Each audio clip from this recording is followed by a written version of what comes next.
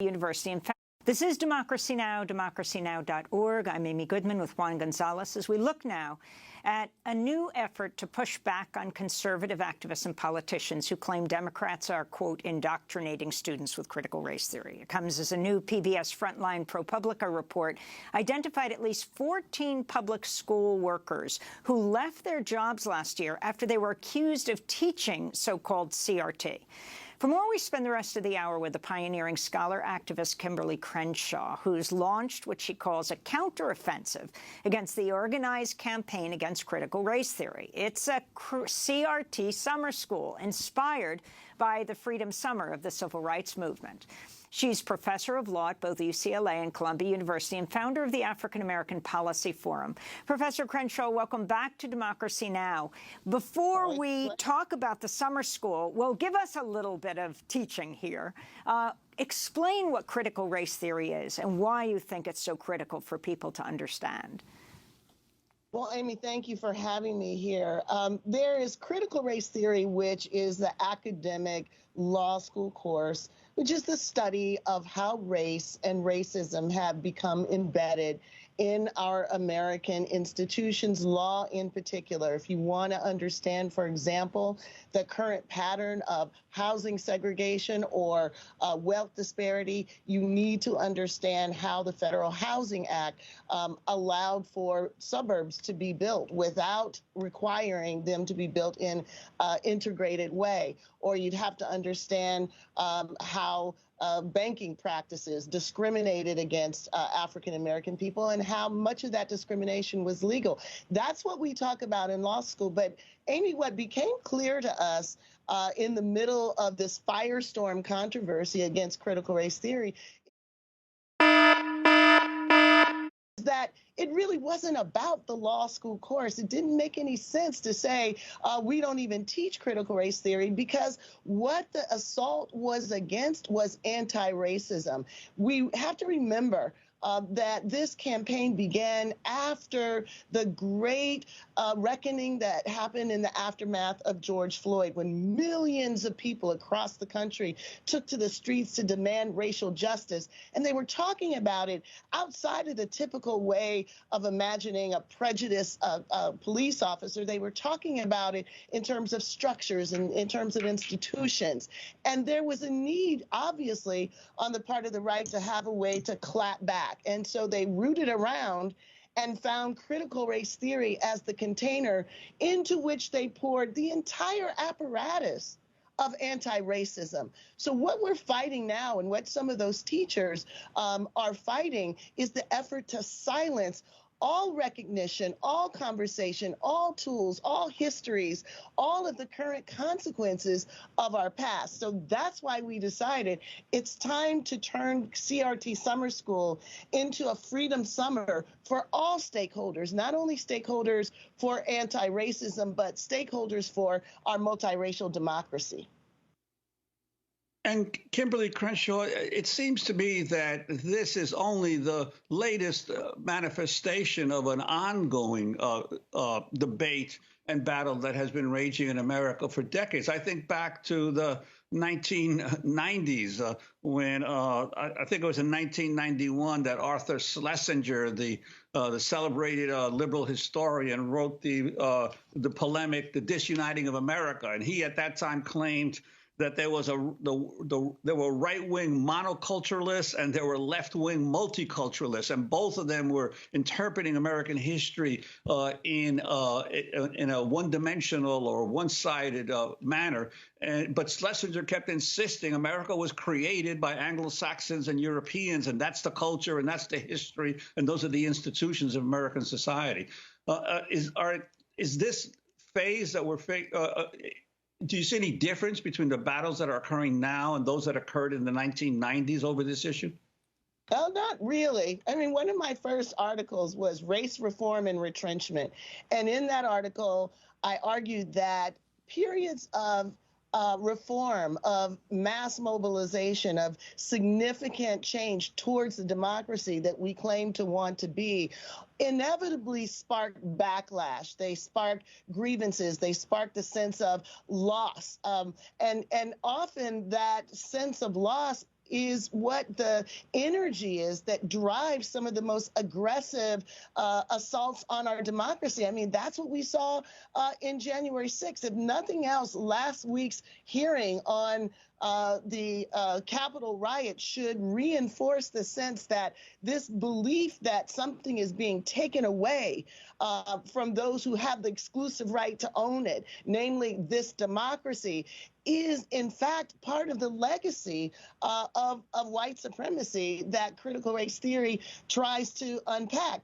Here's the challenging thing, though. The challenging thing is this both sidesism that you mentioned and that has been part of the pushback consistently against knowledge and school practices that really take seriously our claims to be a multiracial democracy. That has been, frankly, a liberal response to something that is not symmetrical. The attack on the Capitol, which everyone should have been talking about last year, was marginalized by the attack on critical race theory. And when media talked about it, media didn't talk about what does critical race theory help us understand about why our democracy is in crisis. What they asked about is what is happening in the classroom? What is it that critical race theory is doing to assault our children? If we had a critical race theory lens, we would the response to anti-racism. We would know that children have always been framed as being harmed by integration, and that was a projection of their parents who don't want to have these conversations and don't want to open up their sense of entitlement about who this country is for. And you mentioned the CRT summer school. How can someone participate? How does it tie into the midterm elections happening this fall?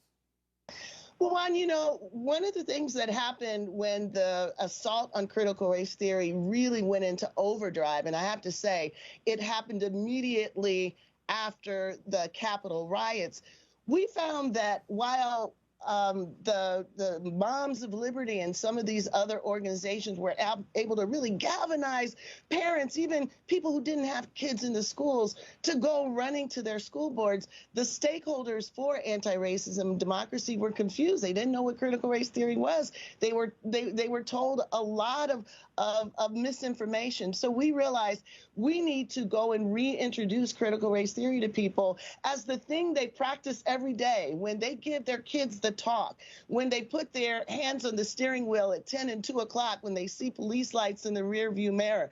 They are practicing critical race theory. They are practicing the wisdom that our parents passed to us to navigate this world as people of color. So we decided we need to take it back to the community and create a summer school that brings together 160 instructors, 22 channels, 5 plenaries, and over 110 courses. And their parents can learn what is actually happening in schools. Teachers like Matthew Hahn, who was fired for teaching an essay by Ta-Nehisi Coates, will teach the class that got him fired so people can see what is really at stake. We have Nina Turner, we have Mark Lamont Hill talking about how the media, mainstream media, have sometimes enabled these moral panics. We have Barbara Arnwine talking about vote suppression. So if you want to find out more about critical race theory and why it is important to realize there's no daylight between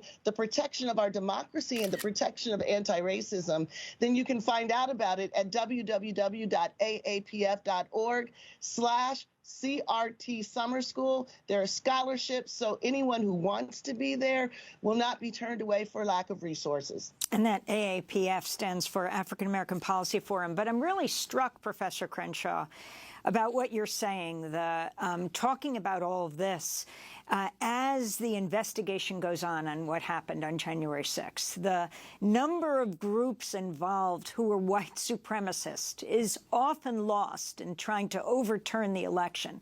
And you couple that with the kind of gerrymandering that's going on around the country and the kind of voter suppression. If you can talk more about how it is that we haven't come to look at this insurrection that took place, the final public hearing before before the next one will be Thursday night.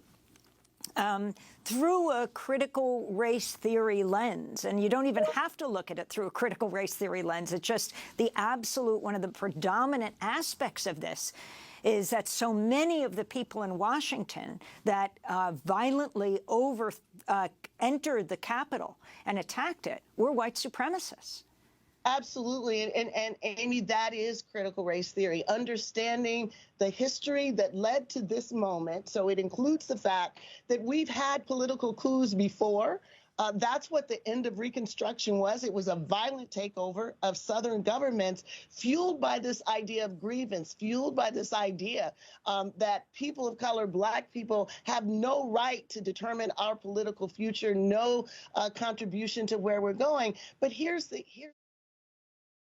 rub. It's not just the mobilization of the right wing, but the silence about it, the inability to talk about it. I mean, we have seen for months that Confederate flag and the gallows and the noose, but mainstream media had a hard time actually saying we have a white supremacist problem, partly because we've not talked critically about race for the last several decades. So here you have a moment where the weakness, the lack of framing, the inability to call out racism and to analyze it has actually brought our democracy to the brink. We cannot afford colorblindness in talking about the most significant threat to our democracy that we've seen in our lifetimes.